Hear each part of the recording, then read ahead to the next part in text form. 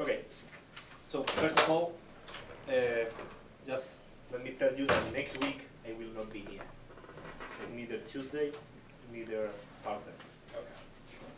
So I will try to repeat it on Thursday, but maybe for a class.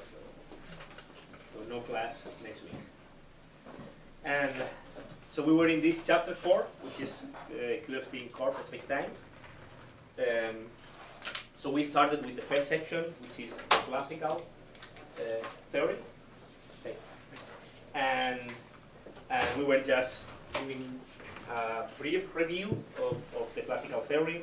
So first of all, the generalization of the Klein-Gordon equation to Corp spacetimes. So one has to replace the metric, the Minkowski metric by the Corp metric, and then the derivative by covariant derivative. And you can add, if you want, a coupling to the curvature. Can be whatever. If it is 0, it's called minimal coupling. If it is 1,6, it's conformal coupling, because the theory is conformal invariant in the massless case. And we also describe a little bit how to build the canonical theory.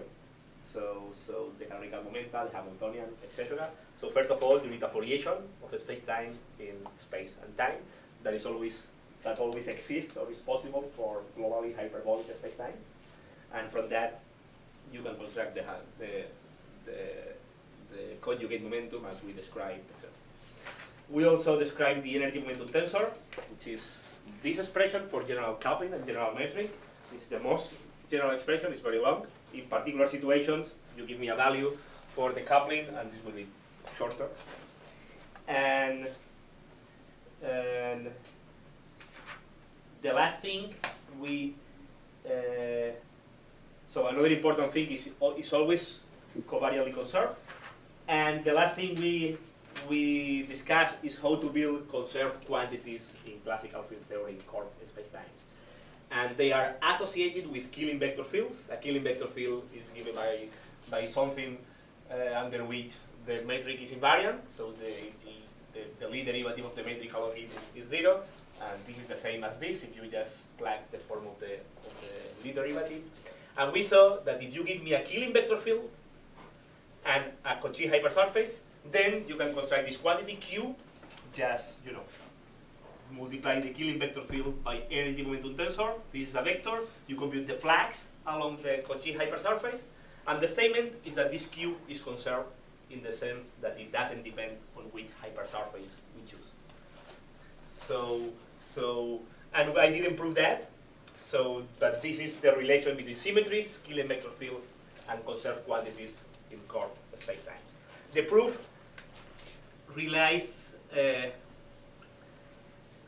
on the fact that this vector that we are computing the flux is in fact covariantly conserved. It is not difficult to prove that this vector, if you take the covariant derivative, is equal to 0.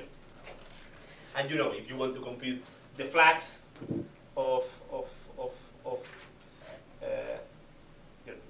if this is covariantly conserved, it's quite easy to compute that this guy doesn't depend on the hypersurface, because you can choose two hypersurfaces, then together form a closed hypersurface. But you can use the Gauss's theorem to transform the integral across the surface on a volume integral. But then, because the divergence is 0, that volume integral is 0, which means that the flux on this hypersurface or the other one is exactly the same. This is the standard proof for fluxes. And the proof that this is 0 is quite simple. This just relies on the fact that the energy momentum tensor is conserved and that this guy satisfies this equation almost trivially. So Ivan? Please? Did you say that there are no class next week? Say it again? Did you say there is no lecture next week, both Tuesday and Thursday? Exactly. Okay, good. Thanks. I'll be there with you. Oh, yeah, that's right. Okay, so I just wanted to mention that. And I also mentioned by passing something that is quite nice, that this Q really, in the canonical theory, they just, the Poisson bracket with the field really creates, is really the generator on the flux along the vector field chi. If you want, it is equal to the Lie derivative of phi along chi. And I don't want to spend much time there, but there is a very nice geometric formulation of all these things. So just I want to tell you that that exists, but we can discuss someday if you want. But we should move forward. So let's finish this classical part by pointing out two more things. The first one is that so far we have only focused on the dynamics of the scalar field itself. So the question I want to ask now is, just very quickly, is what about the dynamics of the metric itself? Or the spacetime metric itself in the classical theory. So you know that in GR, that is given by Einstein equations. In GR, that is given by the Einstein-Hilbert action. Einstein-Hilbert action, which is just 1/16 pi g. And then the Lagrangian is just the scalar curvature, the Ricci scalar curvature R. And you know, the total action will be action of gravity, so Einstein-Hilbert action, plus action of our Klein-Gordon field, plus any other matter that we can have, so the action of M, and M is any other matter fields we may have. And you know that you know, varying the action S with respect to the metric, you get Einstein equations. So the total action with respect to the metric equal to 0 tell us that the Einstein tensor is equal to 8 pi g, the energy momentum tensor of our Klein-Gordon field, plus the energy momentum tensor of any other matter field that we have.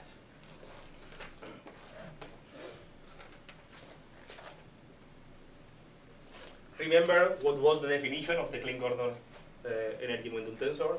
It was just proportional to 1/√² of minus g, the Klein-Gordon action with respect to the metric. And this is why, you know, deriving this action, total action, with respect to the metric, this energy momentum tensor appears here. Because, you know, when the derivative with respect to the metric hits the Einstein-Hilbert action, you get the Einstein tensor. When hits the Klein-Gordon action, you get the energy momentum tensor. And when hits the other action, you get the other energy momentum tensor. So this is why this is the definition of the energy momentum tensor, because it's precisely what appears in the right-hand side of Einstein equations. And why I say this? Because, you know, just want to emphasize that in this course,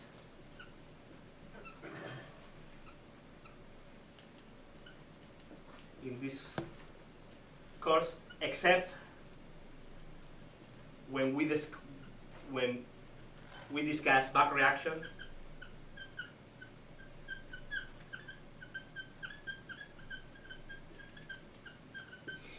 we will assume that the contribution to the total energy momentum tensor of our scalar field is negligible. So we will assume that the contribution to the total energy and momentum of our scalar field is really negligible as compared to any other source of gravity in the system. So our Klein-Gordon field produces, in this approximation, negligible back reaction.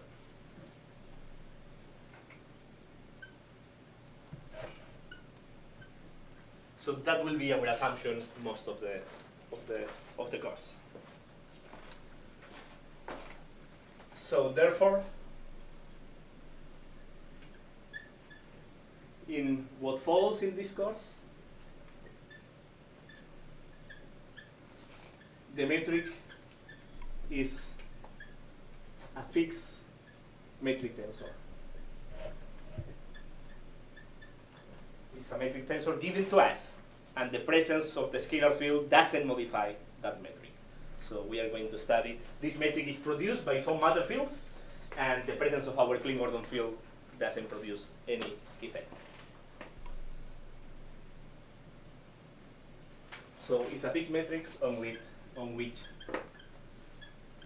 the scalar field propagates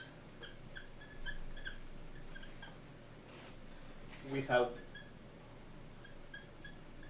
affecting it significantly. So we are going to do quantum field theory on a fixed given space-time background. That is the approximation. In particular, it is important to realize that in this approximation, negligible back reaction, the dynamics of G mu nu, so the dynamics of gravity, is irrelevant. So because the metric is given to us, the equations of motion that the metric satisfies are not important. So this would be, what I'm going to say from now on, would be true in any other theory of gravity, as long as gravity is described by a metric tensor and a geometry. So Einstein equations, unless you discuss back reaction, will not play any role in our description. Can you please tell me once again what is back reaction? Back reaction is, it's the effect that the metric, our field, Klein-Gordon field, produces on the metric. So if our field produces negligible effects, we say back reaction is negligible. So the metric is given to us, the field propagates on it, but the metric is not modified. Okay, is that fine? So now, just to finish, let me discuss for a second, still in the classical theory, the space of solutions to the Klein-Gordon equation. The space of complex solutions to the Klein-Gordon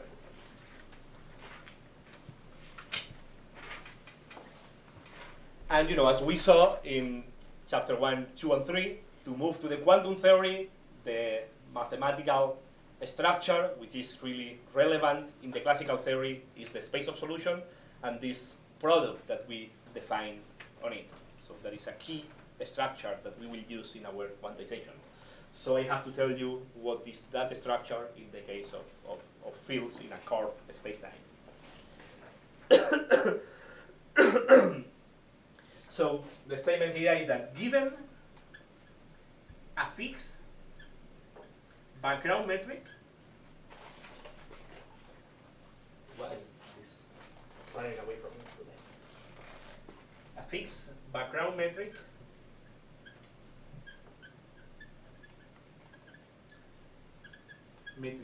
G mu nu, the Klein-Gordon equation is linear.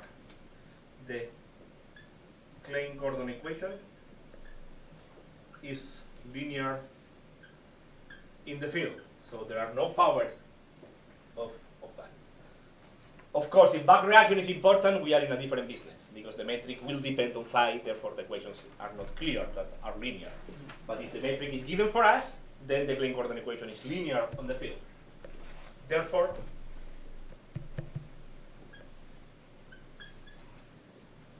the space of solutions, as usual, I use complex solutions because that will be important in the quantum theory.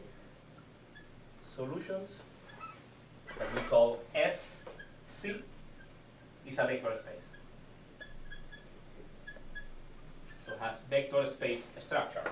In this case, of fields is infinite dimensional.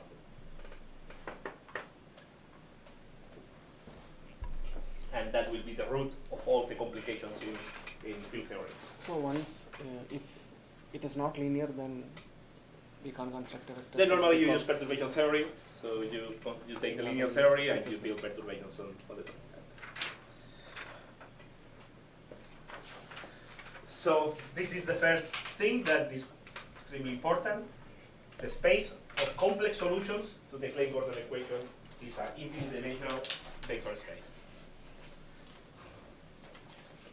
Of course, the space depends on G. So sometimes I wonder if I should add as an index G.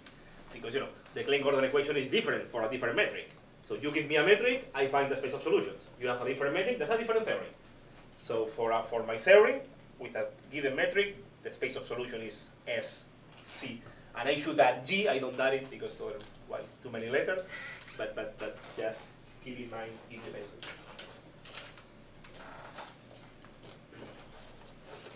So now that we have the space of solutions, the next thing is to build a product on it as we did for in the previous chapters. So in the previous chapters, what we did, remember, for the Klein-Gordon field, in chapter 2, was to take advantage that there is a conserved current in the space of solutions. That given two solutions, there is this Klein-Gordon current whose covariant derivative is 0. So here we can do the same. So all we have to do is to generalize this Klein-Gordon current to core spacetime. So the statement then is that given two solutions, phi1 of x and phi2 of x, x is space and time points, these are events, the generalization of the Klein-Gordon current that we saw in chapter 1, we call it J mu Klein-Gordon. It's of course a function of point introduced in chapter 2 is, so the Klein-Gordon current of course depends on the two solutions. You give me two solutions and the Klein-Gordon current gives me a function. And remember, in flat spacetime, it was phi1 partial mu, phi1 conjugated, phi2 mu minus partial mu, phi1 conjugated partial phi2. So now it's the same, but with covariant derivatives.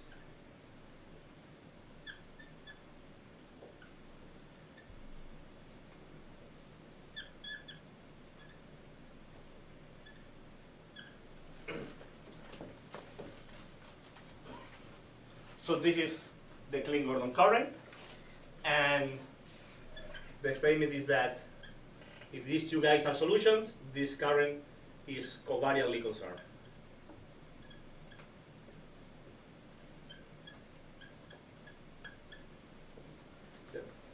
If you take the covariant derivative of this guy is equal to 0, and I leave you this as an exercise, which is exactly the same as you did in the chapter 2, so there is nothing new here.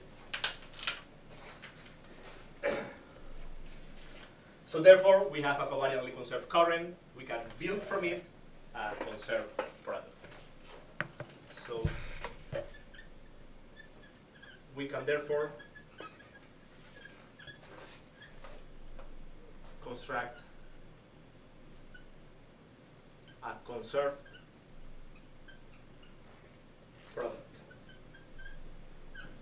product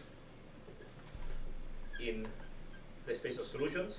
I will say in a second why I put the quotations. So the product is going to be indicated by these curly brackets, and it's going to be, as you can imagine, the integral now in a hypersurface, essentially the flux of that Klein-Gordon current in a hypersurface.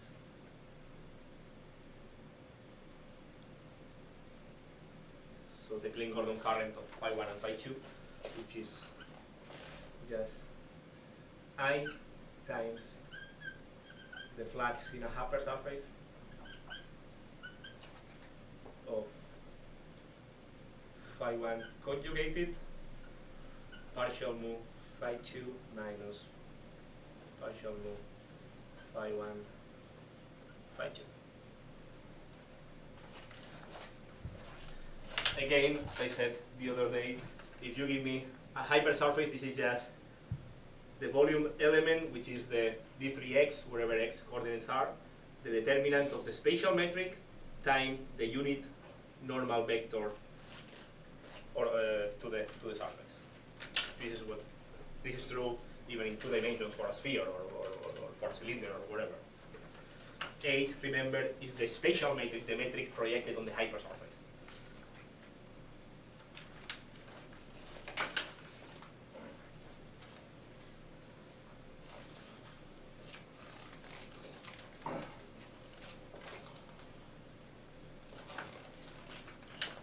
And the statement that the product is conserved is because the product does not depend on the hypersurface chosen in our polyhedron.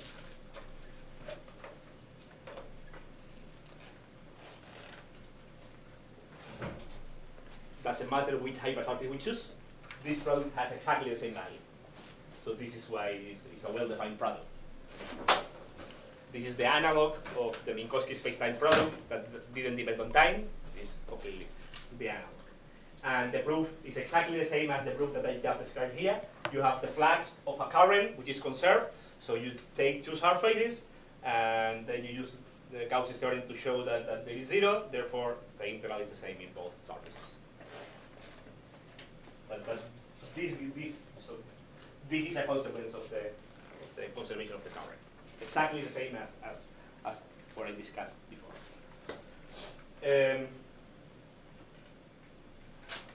So, as in previous chapters, this product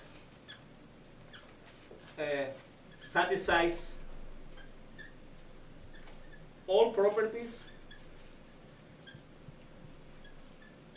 of an Hermitian product, Hermitian inner product in S, except that it is not positive definite.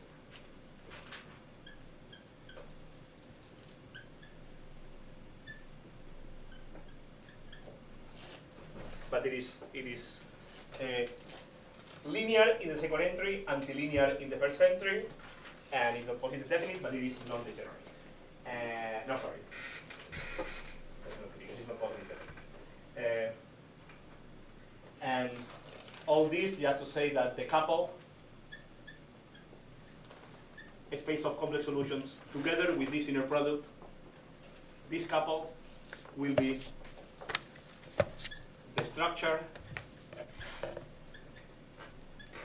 that we will use to build the quantum theory.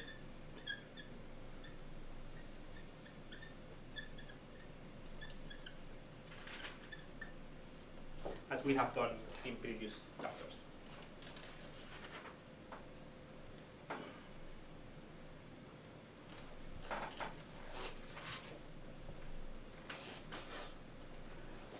It's okay for everybody? So now what I want to do is to finish this section with a few remarks on this. So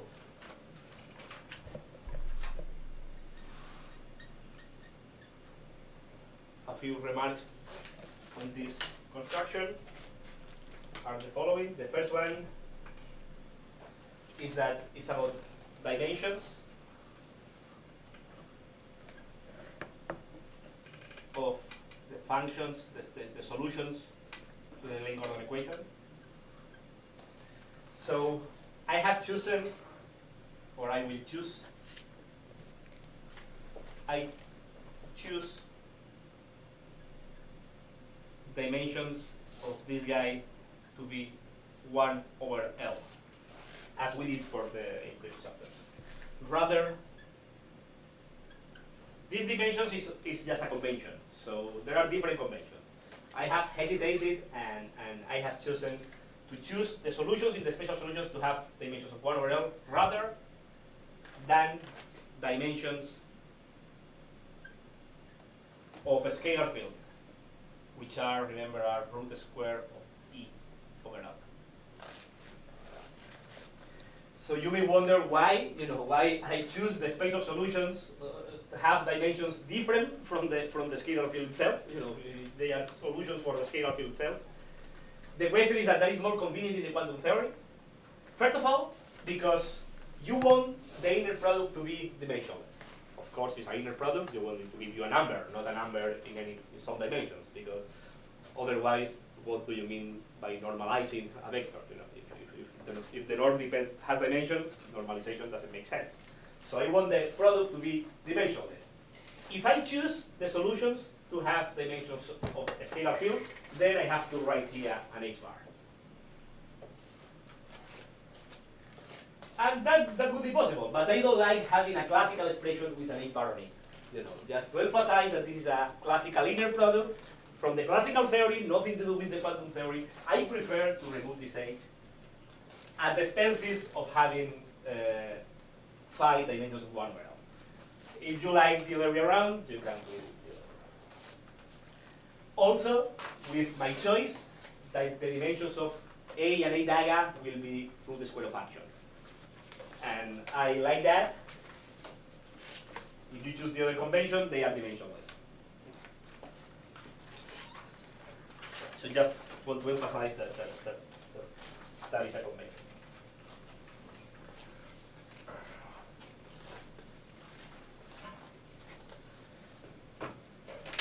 The second remark I want to make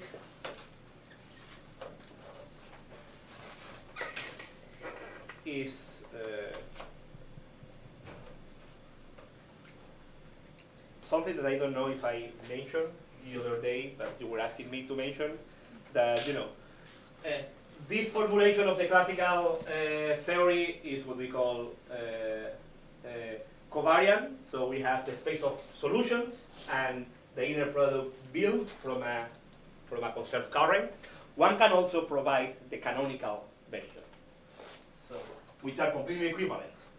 So in the canonical version, the space of solutions, the complex solution, is replaced by the complex phase space. So you take the phase space, you complexify it, and that's the complex phase space. Of course, if you give me a time, any solution is identified with initial data in the phase space. So these two spaces are completely isomorphic to each other. And this inner product, which we have defined here as the flux of the Klein-Gordon current, in the canonical theory happens to be what we call a symplectic inner product. It's going to be I, the symplectic form in the complex, in the phase space of phi 1 and its conjugate momenta, conjugated both, comma, phi 2 and the conjugate momenta. So if you know what I mean by complex, by symplectic product, that is good. If you don't know what I mean, forget about this comment. This is just... And that can be seen already from here, because, remember from last class that pi was just root the square of h and mu covariant derivative of the field. So, again, let me repeat what I wrote here. Here I have d3x root the square of h and mu. So, if you take this is just pi 2, and you take the same with this guy, you get pi 1. So this integral is just integral of phi 1, pi 2 minus pi 1, pi 1, phi 2. And that should, that is what we have always in the canonical theory, in the symplectic products, etc. So this is just a comment. If you can forget. So all what we are doing in the covariant form of language can be done in the canonical language, of course. That matters. Okay, and these are the two comments I wanted to make here. This is true in flat spacetimes also. So I didn't mention in flat spacetimes, but you were asking me to make the comments. So. Of course, I haven't defined for you all these stuff. Okay. So any question about the classical theory? I'm sorry, I'm just trying to keep up really quick. Right here, phi is a solution to our fine coordinate equation, Exactly. which has been upgraded and generalized to arbitrary spacetimes. Exactly. Fixed spacetime. You give me a metric, I Yeah, write the but it equation. doesn't need to be flat right now. No, that's not. Do we know what? So we don't know what the solutions look like right now. So No, they're you have to give me a arbitrary. metric. Okay. For each metric, my solutions will like so. Exactly the same as for the harmonic oscillator with a time-dependent frequency. The solution space depends on the frequency. If the frequency is exponential of time, it will be something. If the frequency is for each frequency, we have a space of solutions. Here, for each metric, we have a space of solutions. The only thing is that because we are in a space-time, I have to give you a foliation and all. The machinery is a bit more complicated. And for pedagogical reasons, I thought that it was better to do it for the singular harmonic oscillator when we don't have all these difficulties of GR, but we had all the concepts of the quantum theory, and then any other comments or questions? Will we be discussing what is that called S plus, S minus, I mean those frequency modes now or? No, in a second.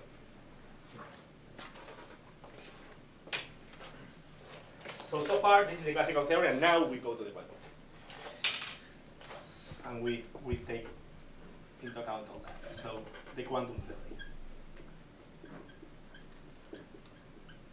But as you just said, I could leave this as an exercise because it would be completely parallel to the case of the harmonic oscillator, time-dependent harmonic oscillator. So this is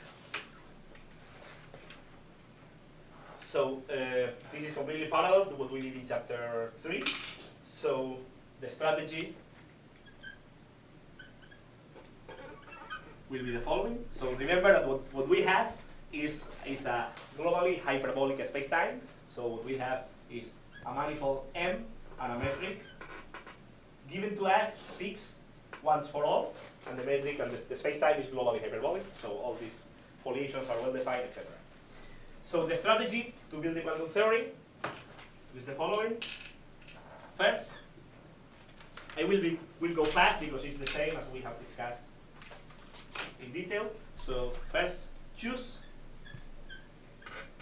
any, and this is the key word of this sentence, any splitting of the space of solutions in this way, the direct sum of two subspaces satisfying the following conditions. So the first condition is, any guess? Inner product with plus would be plus 1. What it is definite? Yeah. So this guy is positive definite in S. Remember that this means that for any solution in S plus, any solution in S plus, its norm is positive. It's not 1, just positive. If it is normalized, it would be 1. So therefore, because the only missing property of this product to be an inner product was that it was not definite positive. Now, in this subspace, it is a real Hermitian inner product. Therefore, this product is an Hermitian product in the space of this subspace S plus.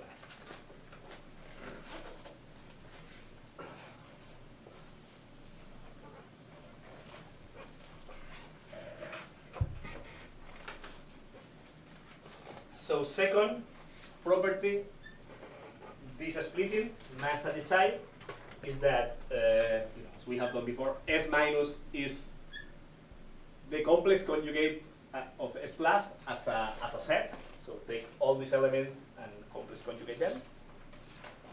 In particular, we have that the product is negative definite in that subspace.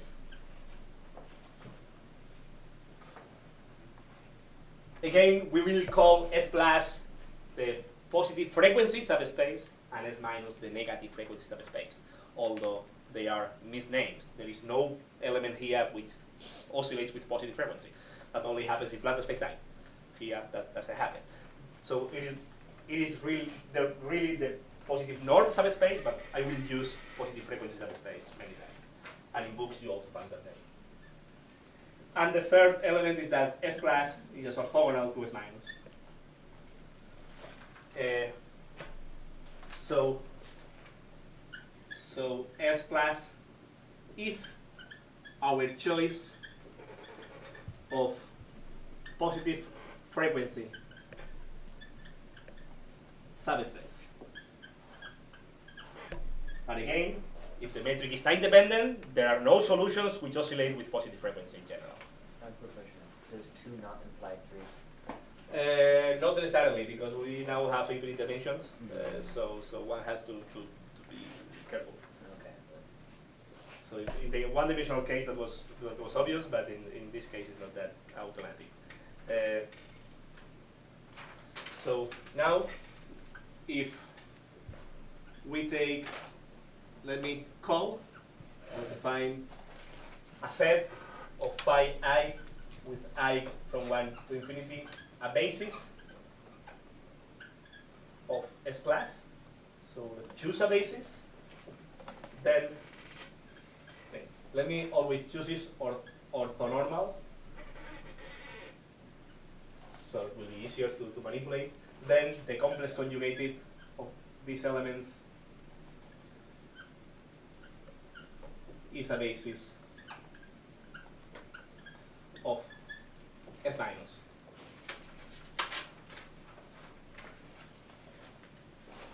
This is the first thing we need. This splitting.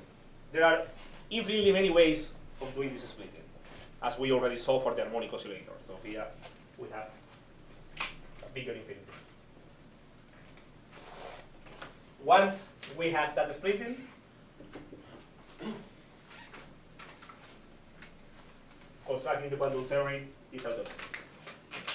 Second step, write the Heisenberg operator phi hat as a linear combination of our bases.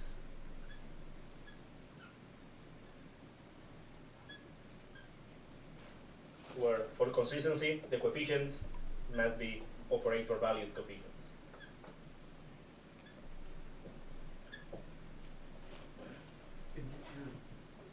These basis vectors are point normalizable? You just take them finite, you take them discrete sums?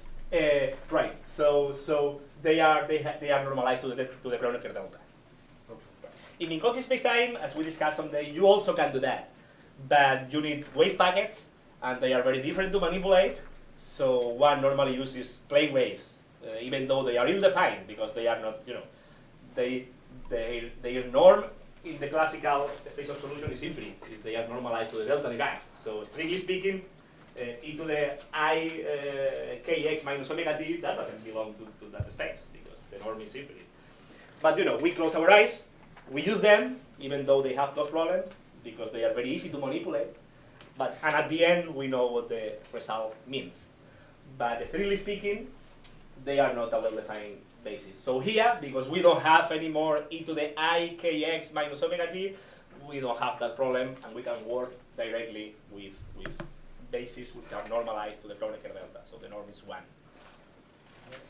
Heisenberg operator. Heisenberg operator, yeah. Oh, gee.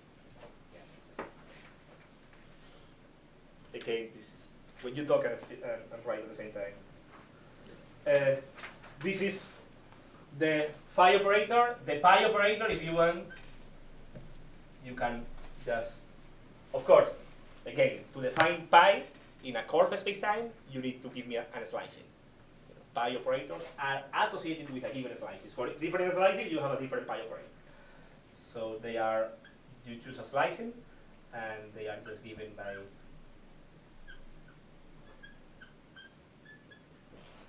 this. So if you have this expression, you automatically have that expression.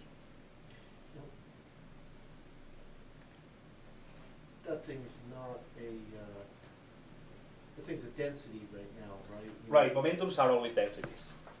Because in the canonical So in theory, a sense, it's not a, you don't write it as a free form, even though the free form would be the coordinate independent object. it's better writing, I mean, they are really densities because, in the canonical theory, even in the classical theory, because, what you want is that integrals of phi and pi are well defined. So this is what you have in the symplectic structure, phi pi minus pi phi interrated. Yeah. And in order to this integral be well defined, this guy needs to be a density. So it's really a coordinate independent thing you're writing down. Yes, it's really coordinate independent. Right. Dependent, I'm sorry, dependent. It Write would- the coordinate dependent thing down. Once you're gonna integrate it like that, without the, it's either a three form times a scalar, you can integrate over some three surface. Right. Or if you write if you write just the coefficient of the three form, that's a coordinate dependent object. But this is I don't understand in which sense you believe is coordinate dependent. If it's the coefficient of a basis of three forms, then that thing is coordinate dependent, right? As a density, Why? I mean, because I could choose a different basis of coordinates. That is, if I write a times dx wedge dy wedge dz, that thing is coordinate independent, but a is not coordinate independent. A is dependent on the dx, dy, and dz, right? But here, if you put everything, what you have is precisely what you're saying. You have this object here together with this object. Everything is. Of course, That's right. Yes. Of course. Of course. Okay. The d3x belongs. Okay. Yeah. If you want, this guy is associated with the foliation. So in that sense, it's coordinate dependent because it's a momentum, and a momentum you need to give me a foliation. Otherwise, I don't know how to define a momentum. But everything goes together. So the answer is yes and no. Yes, it depends on the foliation, of course. But inside the foliation, everything is fully covariant. But you are right, in the sense that the definition of momentum, of course, depends on the foliation. And this is why we define the momentum as the partial of the action phi dot rather than the Lagrangian, because the action has the root square of the metric on it, so that makes this guy a density always. So this is the momentum, and so now I will build the Hilbert space, and that will give me a representation of those operators in the Hilbert space.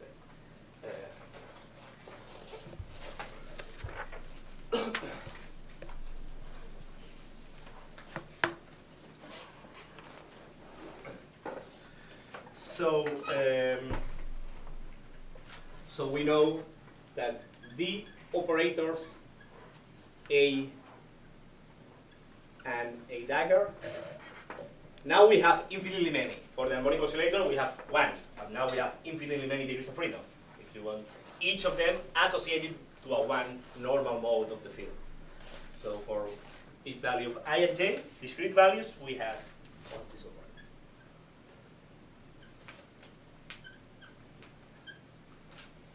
This guy is in the way, and the dagger, we have done it before, it's just conjugated.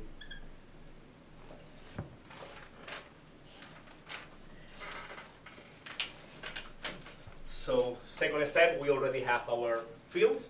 We have defined these two new operators in this implicit manner, and the third point, usual, is to realize that the canonical commutation relations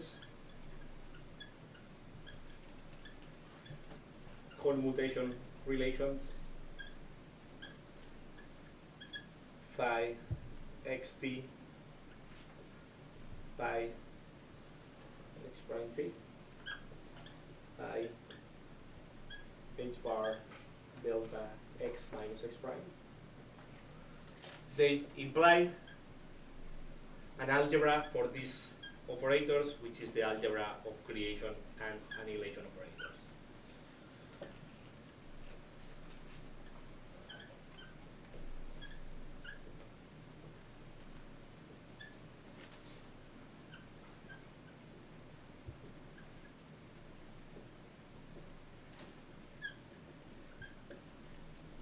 So here it's essential that we choose our basis normalized, orthonormalized. If the basis is not orthonormal, then the algebra could be much more complicated.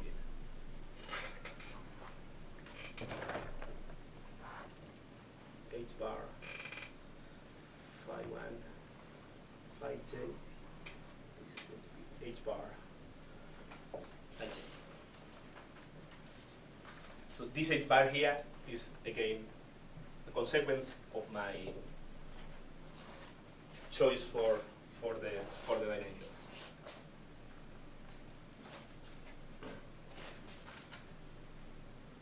And that is clear from that expression for the field. The field as a sum of A times the solution.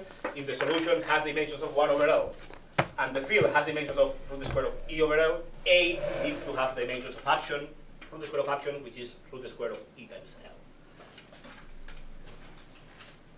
Do you know what I mean? We have here dimensions. My choice was take this 1 over L, is what I said, or root square of L. 1 over L. This guy has dimensions of E over L, so this guy needs to have dimensions of a square root of E times L. So square root of action. If I choose the solutions to have dimensions of as the same as the field, then these coefficients are dimensional. I like this H here because it indicates it's a quantum property. It's a purely convention dependent. So these operators introduced, defined by those equations, are annihilation and creation operators. So they satisfy this algebra.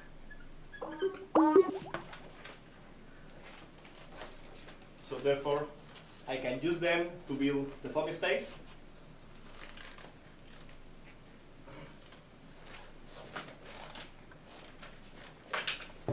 So the fourth step in my construction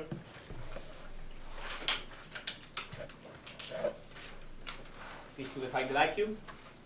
The vacuum state, I will call it phi, associated to our choice of positive frequency subspace, is the state annihilated by all A.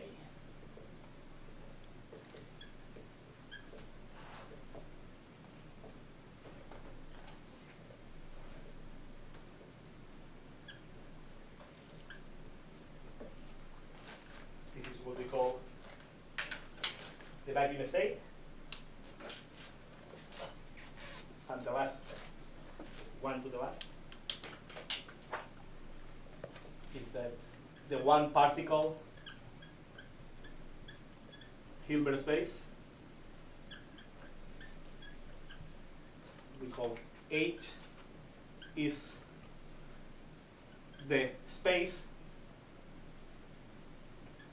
Let me add something here. The completion of the space spanned by the states of this type, for all I.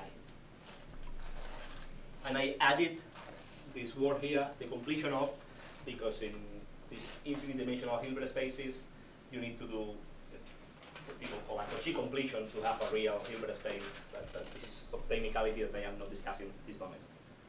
And the last creation and annihilation permutation relation that you have there in the 3, the product, yeah. Sorry. Thank you.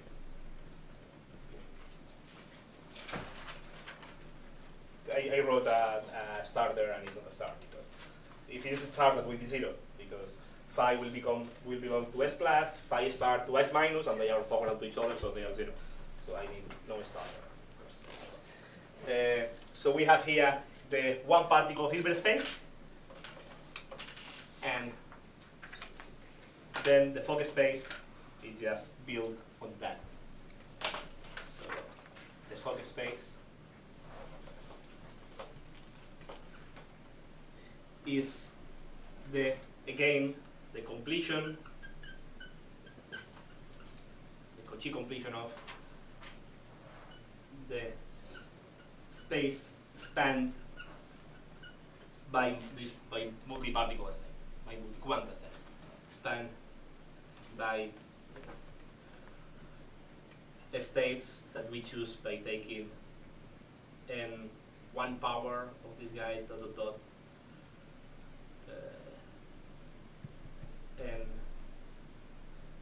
n power of this guy acting on the vacuum.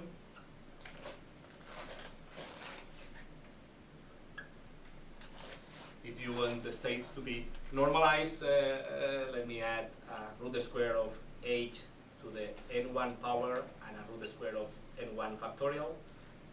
The same here.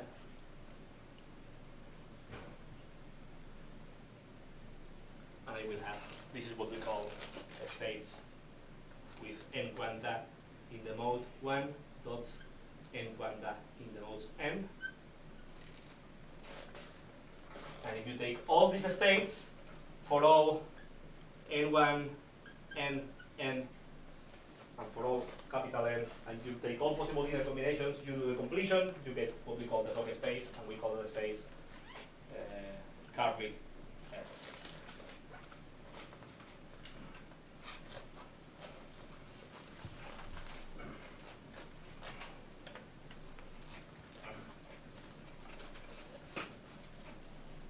And by the way, these states, as I said, these states are normalized to n. So they have norm 1. There is no delta, Dirac delta here, because they have norm 1 and are orthonormal to each other. So one more thing is that given the algebra of creation and algebra operators, we have that since A dagger operators commute with themselves, states in the Fock space are symmetric under the interchange of the order of quanta. Interchange of quanta, what I mean is that you take n1 and n2 and you change the order. This is what I mean by interchange of quanta. Therefore, our theory describes bosons.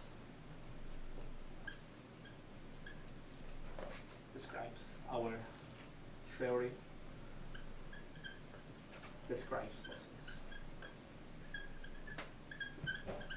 Bosonic excitations.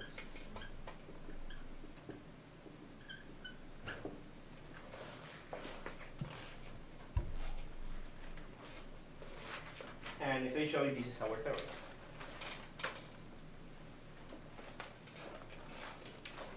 Had we started with fermions, we had anti-commutation relations rather than commutations. Therefore, changing the order of 2A dagger will produce a minus. The states will be antisymmetric, and that theory describes fermions. So we have a theory. We have a Fock space, and we have a representation of the operators. So this is what we want. So let me make a few comments on this.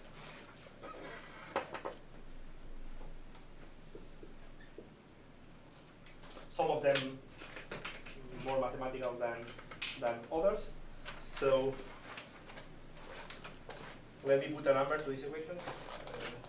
Equation 1 and equation 2. So the first comment is that 1 and 2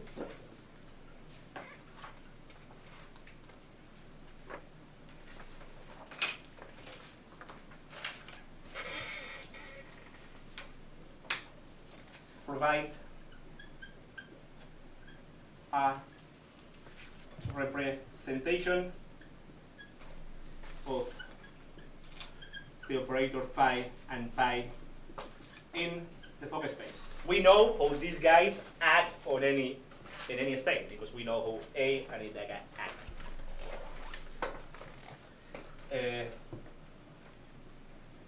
Which this representation, which are a representation in terms of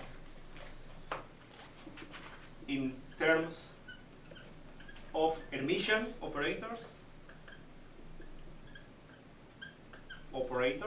in the focus space. So this part is obviously Hermitian, and the other part the same.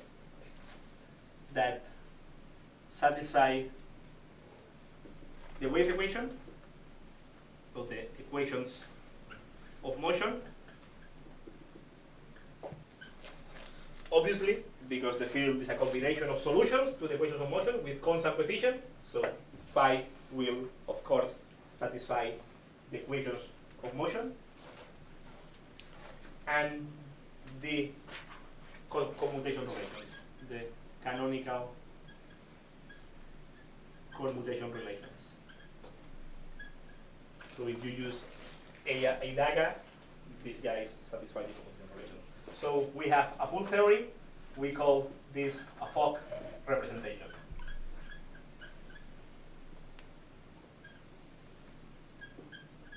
So whenever I mention the word Fock representation, I mean this: a Fock space and a representation of the basic operators satisfying those conditions. Hermiticity, satisfying the equations of motion, and canonical commutation relations.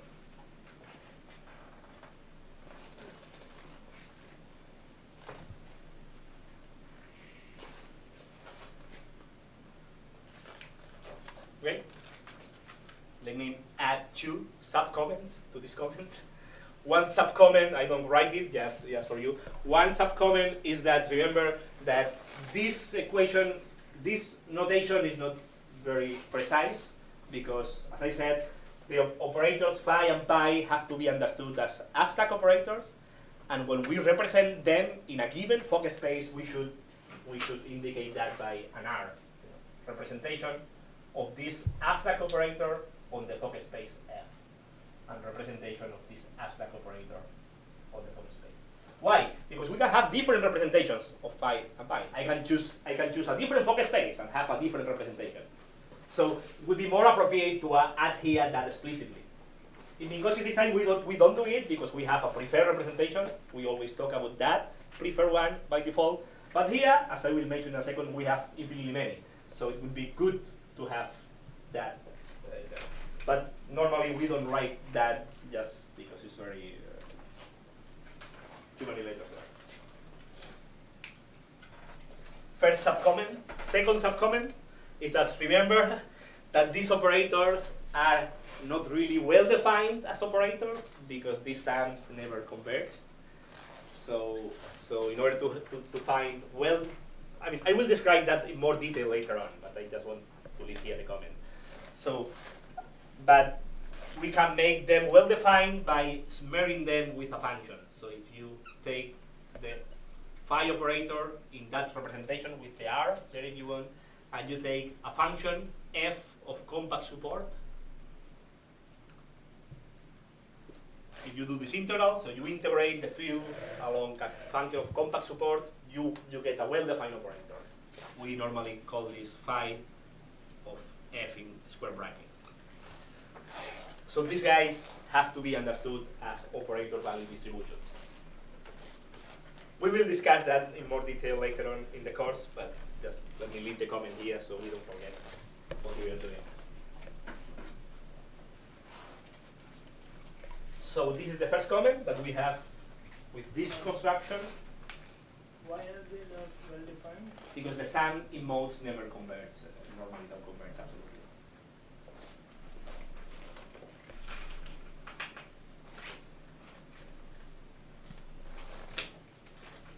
So this is this kind of sums that physicists never care about but they are infinite sums. So mathematically, we have to test if they converge or not. And in this case, they don't converge. So another comment I want to make is I'm not going to write everything, just to tell you, is that the way I constructed the Fock representation is what you find in standard books. You introduce two operators, A and A daga, and show that them satisfy they are creation and addition operators, and from then you build the Fock space, and therefore your initial formula is a representation of your fifth operator. But you can be uncomfortable because you start writing operators and you haven't defined yet the Hilbert space. So I wrote A and A daga, and at that point you could ask me, but in what space are they acting? I did the trick of introducing them, be quiet, and then define the Hilbert space and everything close together, and that is fine, because from the people who are coming from mathematical physics, they like first to build the Hilbert space, the Fock space, and then define operators. Can we do that? Of course, because we will discuss that in full detail later on in the course again, but that can be done because so in reality, the one particle Hilbert space, the one particle Hilbert space H is nothing but, so I don't need the A and A daga to build it, I know where it is. It's nothing but the completion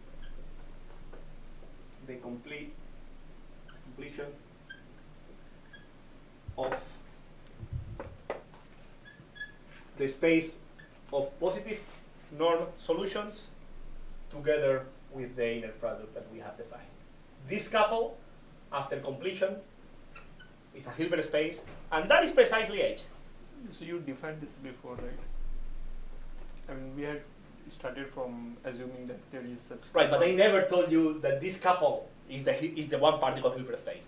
Yeah. I introduced the one particle Hilbert space, constructing a vacuum, and acting with it with A daga and taking linear combinations. Now I tell you, I don't even need A and A daga. The one particle Hilbert space is simply this couple. Yeah. So how do we know that this is one particle? I'm like, okay, I know that. I mean, we could have said just like Hilbert space, but how do we know that like one particle, two particle, like? I mean, yeah, because it is made of it's made of one solution. Yeah. It's like that is the wave function of one particle.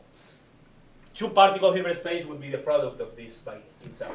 So each element has two wave functions.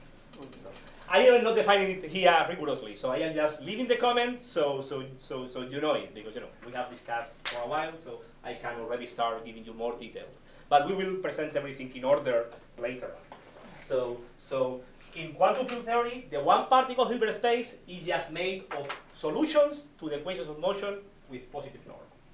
And the Fock space, and F is just the Fock space built from H. And there is a well-defined recipe. If you give me a Hilbert space, it's the symmetric, sorry, I forgot, symmetric Fock space from A. And there is a good recipe that if you give me a Hilbert space, I can construct the associated Fock space, which is just the sum from an index n from 0 to infinity of the product of n copies of the one particle Hilbert space symmetrized. I will describe that along the course with more details. If you want, this is just, Hilbert space to the 0 power, plus Hilbert space to 1 power, plus Hilbert space to 2 power with symmetrized, this square is symmetrized, plus etc. So this is vacuum, one particle state, two particle states, three particle states, etc. So if somebody was uncomfortable with the fact of defining the Hilbert space, the Fock space in this operational way, keep in mind that there is a more straightforward way, systematic way, that I first construct the Hilbert space from the classical space of solutions. to me it's quite beautiful. This is the structure that we selected from the classical space of solutions. And that is the Hilbert space itself, and the focus space over that. So we know now what the Hilbert space is. And now I can introduce A and Idaga in a systematic way, as we will do in chapter 10. So please keep this comment in mind, even though I just want to leave it here. I have a quick question. Please. I get that the Hilbert space has to be S plus because the Hilbert space needs a product Inner, with the norm. Hermitian inner product. Yeah, so I get it needs to be S plus. But do the negative frequency solutions not count as states if they're not states No, in my physical Hilbert space? states, they have positive norm. Oh, okay. So in Minkowski spacetime, if you want, they have positive energy. The So negative those norm will negative correspond. frequency solutions don't really count as states. No, Yet our decomposition was still arbitrary, wasn't it? exactly. Okay. But the negative frequency solutions are necessary because I erase, you have sum of a positive frequency solution Yeah. plus a dagger, a negative frequency solution. So this is the whole history in quantum field theory, that you need negative frequency solutions in the theory to be able to annihilate quanta and create quanta. But the physical states propagating, they are this was already an issue in the standard quantum field theory in Minkowski spacetime, and it's also here, of course. Not an issue, that people were confused at the beginning, and then they understood what is the role of this negative frequency or negative norm solutions in the quantum field theory. So in chapter 10, I will describe the theory in that way. I will just reformulate it following this more systematic approach. But I think it was good or pedagogical to start from the standard one, because if I start with this, everybody will be confused. So the third comment, perhaps the most important, because these two were the first one was important. So as you know, as we saw, I just erased the first step, which was a choice of S plus. So the definition of vacuum, one particle Hilbert space and focus space rests on our initial choice for S plus. So what we mean by vacuum, one quanta and focus space really depends on our choice of S plus. And since there are infinitely many choices for S plus, there are infinitely many ways of defining what we want that vacuum. So we have infinitely many notions of vacuum, and quanta. Exactly the same as in the previous chapter. So because I discussed that a lot, I don't need to extend much more. So for an arbitrary metric, for an arbitrary time-dependent and space-dependent metric, there is no preferred choice. All of them are at equal footing. So the notion of particle, of vacuum, is just a mere convention.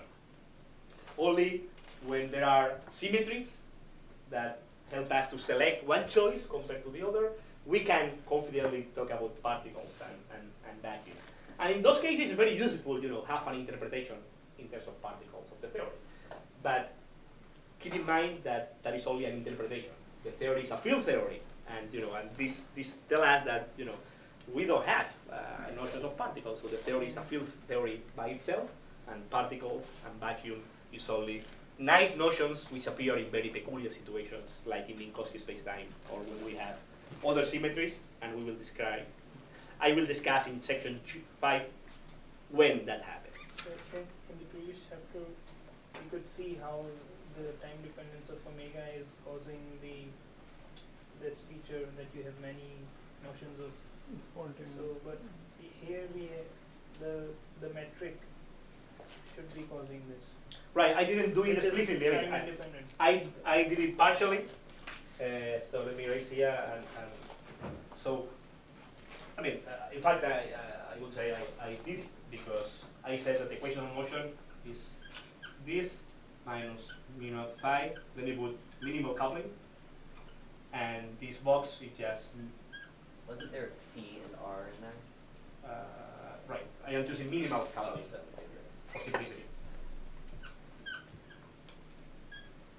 Where this box is at. For instance, I wrote the case for Friedman, Robertson, Volcker. This equation was phi dot plus 3h phi dot is time derivative minus del square phi of 0. So this is so h is a over a dot over a, where a depends on time, a is a scale factor. Because this coefficient depends on time, there are no solutions to this equation which behave as this. Minus omega t with omega constant. These are not solutions to this equation because the coefficient depends on time. So that is for the Friedman Robertson Walker metric. For any other metric, unless it has some symmetries, these guys are not solutions. So it's exactly the same as the harmonic oscillator. So you give me a metric. I only did it for one case. But if it's so Friedman, this metric is a metric which is evolving with time, changing with Right. time, right? Right. So, but if the space is curved but static, That is section 5. In that case, one can define a preferred vacuum. Because none of these coefficients will depend on time, so you can one has to do it with care because there are in that case you can define a preferred vacuum. But in general, in an arbitrary Corte spacetime, you cannot. So what you are proposing is the same as in the time-dependent harmonic oscillator.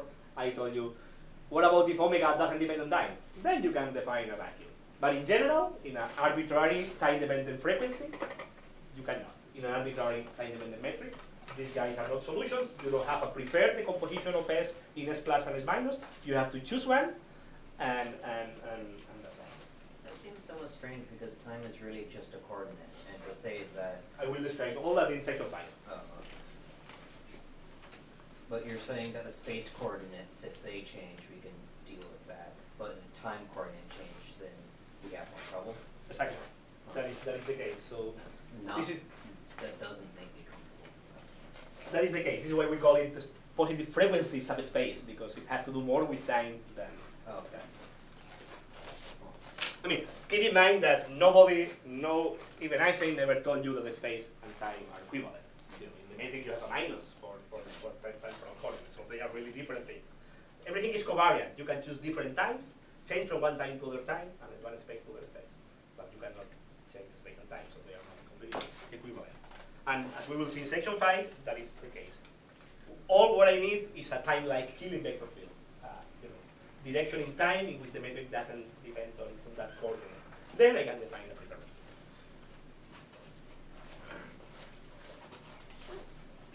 So let me see where I am now.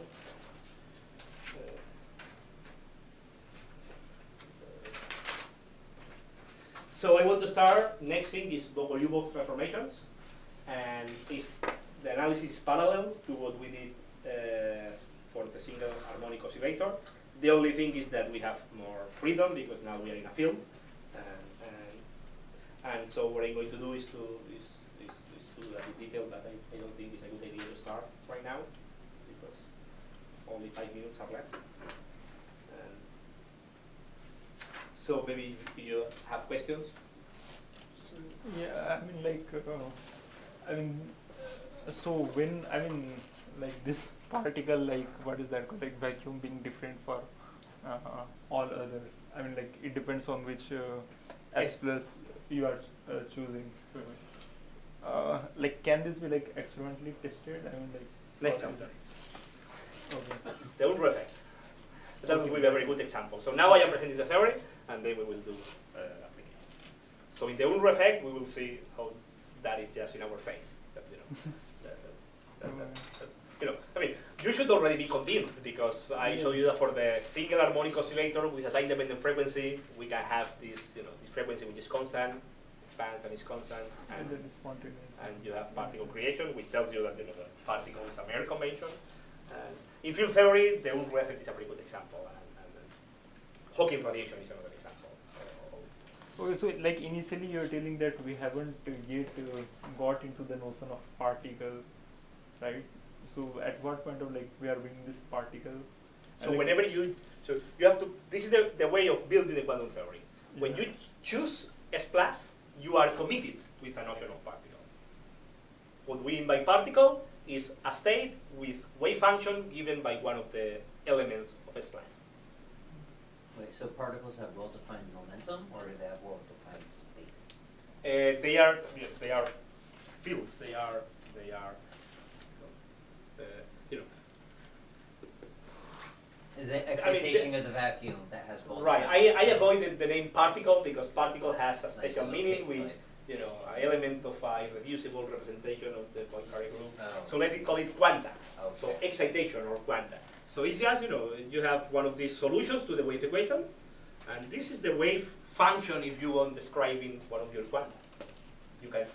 In Minkowski, we choose e to the I kx omega t, and we show that those quanta are eigenstate of the momentum operator or the energy operator, and they satisfy the dispersion relation with mass m, so we call them quanta, a particle. But here, we don't have Poincare group. These guys are not solution. What I am telling you is that you can choose whatever you want, as long as you choose a space of positive norm functions. Then your quanta, what you mean by quanta, will be states with that wave function. Of course, I need a I here because we have many degrees of freedom. What do you? I mean, like, do we have notion of particle here or not? Like for any arbitrary. We have notion of quanta. We have notion of particle. As I said, I avoid the name particle because particle has a very concrete meaning associated with the Poincare group. Sometime will we come across that, like by the end of or?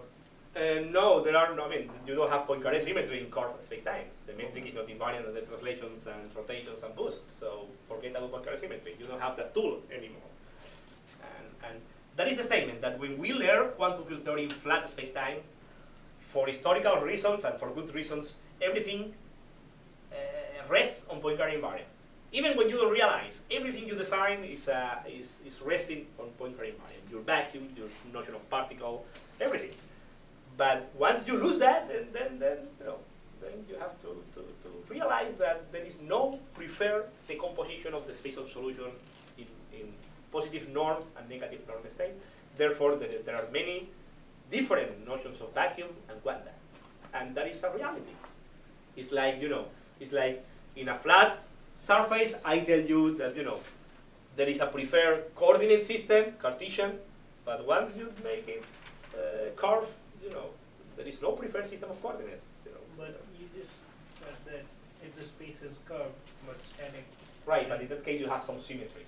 And You don't have Poincare symmetry. You don't have Poincare symmetry, but you have time translation invariance. So you have part of that, and that is powerful enough.